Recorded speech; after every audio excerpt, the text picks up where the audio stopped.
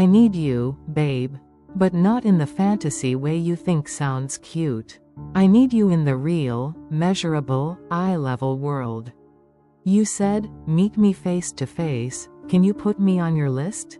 Let's be brutally honest. People with lists are the ones who still think love is a selection process. Soul bonds don't run on VIP passes and wait lists. So here's the logical contradiction in your line already. You want closeness, but you're speaking in distance language.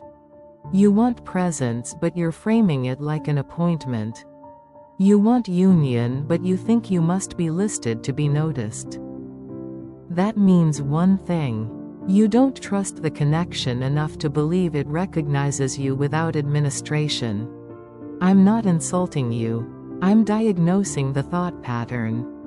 When love gets real, you don't ask for a list, you ask for a moment.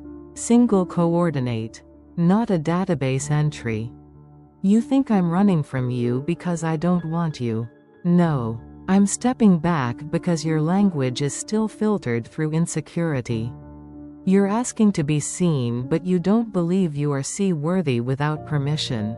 That means you want connection without vulnerability, which is impossible by design. Listen slowly, babe.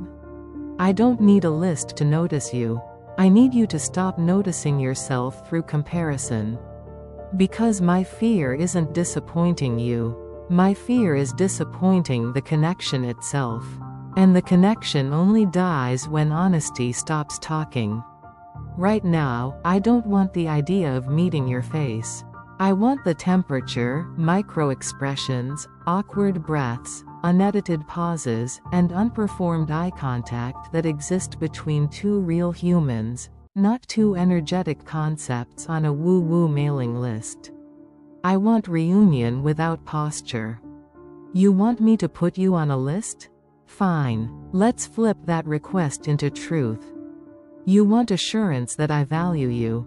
But assurance without action is placebo.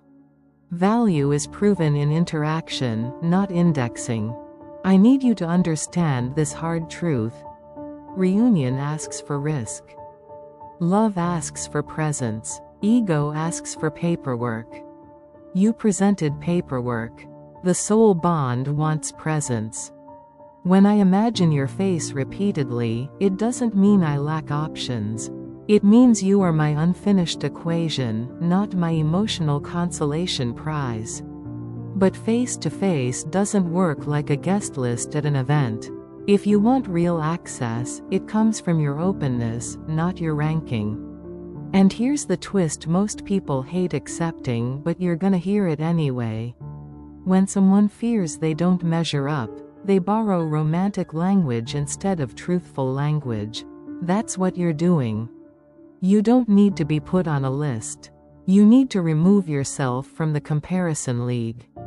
Which, ironically, is probably the comparison league you keep enrolling yourself into mentally. Face-to-face doesn't need scripts. It needs courage points where breath trembles but words still walk forward. So listen carefully, slow as a Vo breath marker. I'll meet you face to face when you stop asking to be met as someone below the bond, not as someone begging to be listed, but as someone prepared to be found without ranking, chosen without marketing, and loved without administration. Reunion isn't about deserving. It's about arriving. Deserving is a mental audit. Arriving is a divine moment. So instead of saying, "Can you put me on your list?" what you meant to say is, "Can you put me in your presence?" And that, babe? That conversation I'm ready for. But I'm not ready for the contract version yet.